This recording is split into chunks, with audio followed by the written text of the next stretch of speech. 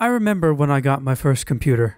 I'll gladly admit, beginning a blog entry with the words, "I remember when I got my first computer," is 10 to 1, the nerdiest way to begin any entry of any kind. But when the things in life you are most passionate about involve computers from stem to stern, I suppose it's somewhat permissible. Computers aren't like bikes or cars or wisdom teeth, and it's terribly awkward to talk about your first computer as if it were something as sacred as your first kiss. But regardless, the real issue of this entry has little to do with my first computer itself, for it goes much deeper, shall we say.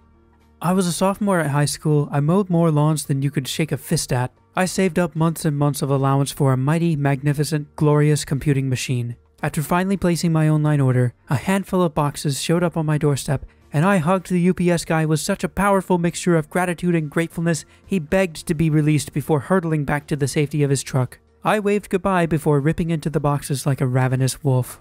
It was a Dell Dimension 2350 series desktop, complete with Windows XP, 1.80 GHz Intel Pentium 4, and 256 megabits of RAM. It sounded like Dad's diesel when I turned it on. I was in love. The discovery of the novel ability to burn CDs was instantaneous. Smokey Bear would not have been a happy camper, for my bedroom swiftly became a blazing wildfire of flaming infernal madness in a really fun way. I burned CDs to play in the stereo in the kitchen, for the Pioneer in my car, for the sweet Discman via long family vacations, for the little boombox on the bathroom counter. You name it, I burned it. I became a walking pyromaniac, a firebug, a reasonably talented arsonist, and nothing could singe the big silly smile off my face.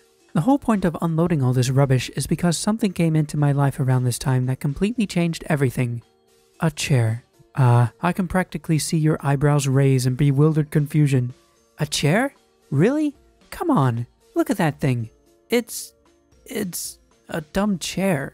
Well, dear friends, this is the part of the blog where I describe how ordinary this chair was to everyone but me. Dramatic music. It should strike you as no surprise to learn that I was not an incredibly verbose person as a sophomore. I was a rather shy lad, and I wasn't born with a silver tongue, nor the ability to speak with ridiculous amounts of eloquence. Sneakiness, maybe. Eloquence, none. That being said, my list of friends was not particularly long as a 10th grader with a sweet new computer. I began using a sequencing program called FL Studio, and it literally changed my life. That, however, is a lengthy story for another day. The main point is that the wide, windy world of computing became fascinating to a kid who suddenly saw an old Dell as a way of creating dreams and becoming lost in them. The artistry and imagination of creating music in the box immediately hit home with me. Permission given to the analog crowd to shudder with an acceptable icy disgust, and I was in seventh heaven. I had it set up in the basement on an old wooden desk I found rotting away in the depths of my parents' 1899 Victorian farmhouse. But I had nowhere to sit. I was not blessed with thighs of steel to crouch for hours, nor an upside-down 5-gallon bucket to seat myself upon. If ever there was a pickle, I'd gotten myself into one. Enter the chair. Hero music. My buddy Mike is a really nice guy, the sort of guy who thinks of others long before himself. I remember the day Mike came over hauling a well-loved blue vinyl office chair he'd snatched up at a garage sale for 25 cents. A steal. I took one look at it and went into orbit. I had everything a boy could possibly ask for and much, much more. The days flowed comfortably by like rivers of honey. I sat in the chair. I spun in the chair. I rolled around in the chair. I spilled Mountain Dew all over myself and the chair. I made lifelong memories that would soon be forgotten in the chair. That piece of furniture and I were inseparable. We shared that sweet and ever magical bond between boy and chair. Before I conclude this blog entry with, "and they lived happily ever after," I am pleased to take a deep, suspenseful breath and announce that the chair lives on! 80s glam metal.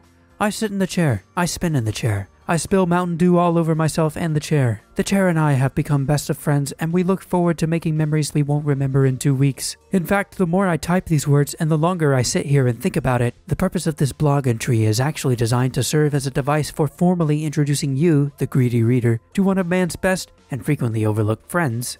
The chair. However, this particular chair is not just any chair, mind you. It's not just any old piece of used furniture. It is the lord of all chairs, and has been my friend through many dangers. I grew so fond of this chair so quickly, it suddenly became apparent to me that a formal name/alias was necessary for it. It needed to be important, distinguished, regal, impressive, noble, original, stately, imperial, majestic, dignified, kingly, and totally awesome. Thus, after long bouts of heavy contemplating, it was known henceforth as The Chair.